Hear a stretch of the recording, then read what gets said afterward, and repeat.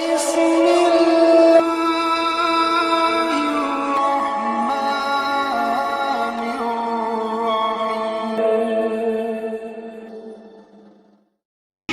میں ہمارے آقا جناب محمد الرسول اللہ صلی اللہ علیہ وسلم کی اس امت میں بھی ایسے سینکڑوں اور ہزاروں واقعات پیش آئے ہیں۔ میں صرف ایک واقعہ بیان کرنا چاہتا ہوں۔ اس واقعہ میں غور کریں کہ ایمان پر استقامت کس طرح سے حاصل رہی۔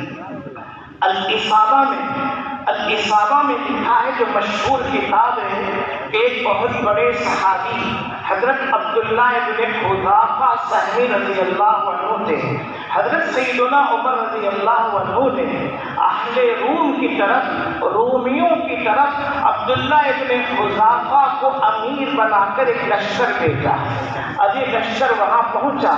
جب یہ لشکر وہاں پہنچا تو اتفاق سے یہ امیر لشکر اور جتنے لشکری فوجی کے سب گرفتار ہو گئے۔ حضرت عبداللہ ابن حذافہ سہمی اور ان کے ساتھ جو لشکر تھا سب گرفتار کر لیے گئے۔ جب گرفتار ہو گئے، بادشاہ نے، جو نصرانی تھا، عیسائی تھا، اس نے کہا امیر لشکر عبداللہ ابن حذافہ کو حاضر کرو۔ عبداللہ ابن حذافہ حاضر کیے گئے۔ بادشاہ نے کہا دیکھو دوسری باتیں چھوڑو، ایک بات میں پیش کر رہا ہوں، اسے قبول کر لو۔ تم واپس مذہب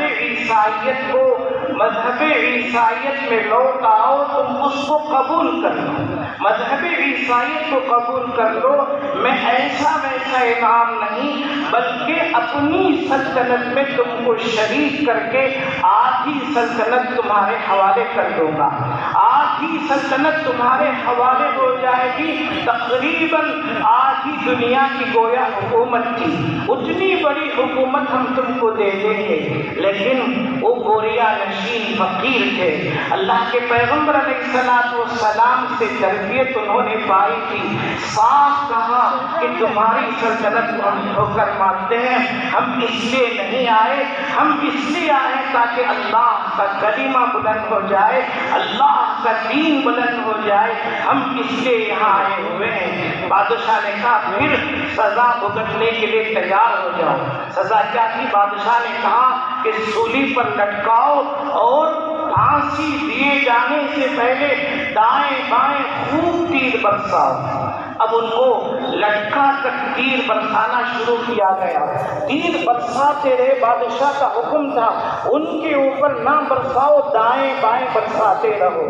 برساتے رہے لیکن وہ خدا مست آدمی تھا، اس کے چہرے پر مسکراہٹ تھی، موت کا کوئی خوف اور نام و نشان تھا ہی نہیں۔ بادشاہ نے سوچا یہ کیسا بندہ ہے، یہاں اس وقت میں بڑے بڑے لوگ ڈر جاتے ہیں، پریشان ہوتے ہیں، لیکن کوئی اثر نہیں ہے۔ بادشاہ نے کہا ان کو اتار کر لاؤ۔ بادشاہ نے کہا اس معمولی سزا سے ڈرے گا نہیں، ایسا کرو کہ دیگ جلاؤ، زبردست پانی گرم کرو، ایسا گرم کرو کہ اس کی کوئی حد نہ ہو۔ چنانچہ پانی گرم کیا گیا، اس قدر گرم کیا گیا کہ اس کی حد نہیں تھی۔ جب پانی گرم ہو کر دیگ پک کر تیار ہو گئی، بادشاہ نے کہا اس کے ساتھ جو قیدی ہیں ان میں سے ایک کو لا کر اس دیگ کے اندر ڈالو، پھر دیکھیں اس کا ایمان کیسے مضبوط رہتا ہے۔ چنانچہ ایک قیدی کو لا کر اس دیگ میں ڈالا گیا۔ دیگ میں ڈالنا ہی تھا کہ ہڈی الگ ہو گئی، کھال الگ ہو گئی، ہڈی چمکنے لگی، آن کی آن میں وہ شہید ہو گئے، موت کی گھاٹ اتر گئے۔ اب بادشاہ دیکھ رہا ہے ان کا چہرہ عبداللہ ابن حذافہ سہمی کا، لیکن کوئی فرق نہیں، کوئی تغیر نہیں۔ بادشاہ نے کہا ٹھیک ہے، ان کو بھی لے جاؤ اور ان کو بھی اسی دیگ میں ڈالو۔ لے کر گئے، جب دیگ سے قریب ہو گئے تو ان کی آنکھوں سے آنسو جاری ہو گئے، رونے لگے۔ بادشاہ نے کہا میری فتح ہو گئی، موت سے ڈر گئے۔ بادشاہ نے کہا ان کو واپس بلاؤ۔ وہ واپس بلائے گئے۔ بادشاہ نے کہا میں نے پہلے ہی کہا تھا اگر ہمارا مذہب قبول کر لو گے تو یہ سزا بھی نہیں دی جائے گی بلکہ انعام دیا جائے گا، تم کیوں رو رہے تھے؟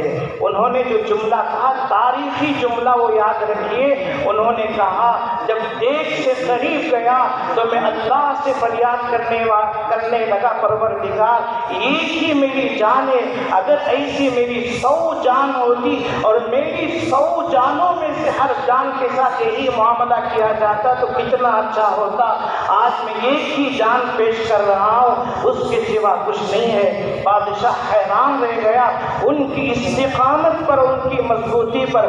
بادشاہ نے کہا ٹھیک ہے میں تم کو معاف کرتا ہوں ایک شرط پر، وہ شرط یہ ہے کہ تم میری پیشانی پر بوسہ دو، میں تم کو آزاد کرتا ہوں۔ انہوں نے کہا میں فقط نہیں، مجھے اور میرے ساتھ جتنے ساتھی گرفتار ہوئے ہیں ان سب کو اگر آزاد کرو گے تو میں تیار ہوں۔ بادشاہ نے وعدہ کیا ٹھیک ہے، لہٰذا وہ اٹھے، اس کی پیشانی پر بوسہ دیا اور خود بھی اور اپنے تمام ساتھیوں کو عافیت کے ساتھ سیدنا عمر رضی اللہ عنہ کے پاس لائے۔ حضرت عمر رضی اللہ عنہ سے پورا قصہ بیان کیا۔ حضرت عمر رضی اللہ عنہ اسی وقت کھڑے ہوئے اور لپک کر عبداللہ ابن حذافہ سہمی کی پیشانی کو بوسہ دیا اور یہ فرمایا کہ جو بھی اس وقت موجود ہے اور جو بھی تمہاری بات سن رہا ہے اس کے ذمہ ضروری ہے کہ وہ تمہاری پیشانی کو بوسہ دے کہ تم نے ایمانی جرأت کا بھی مظاہرہ کیا اور جو اللہ نے فراست اور سمجھداری دی تھی تم نے اس کا بھی استعمال کیا۔ کتنی اچھی عجیب باتیں ہیں۔ لہٰذا ایمان پر اس وقت یہ باتیں اس سے کہی جا رہی ہیں، جو زمانہ ہمارے سامنے آ رہا ہے نہایت ہی پرفتن زمانہ ہے اور سب سے بڑی آزمائش ایمان کے تعلق سے ہونے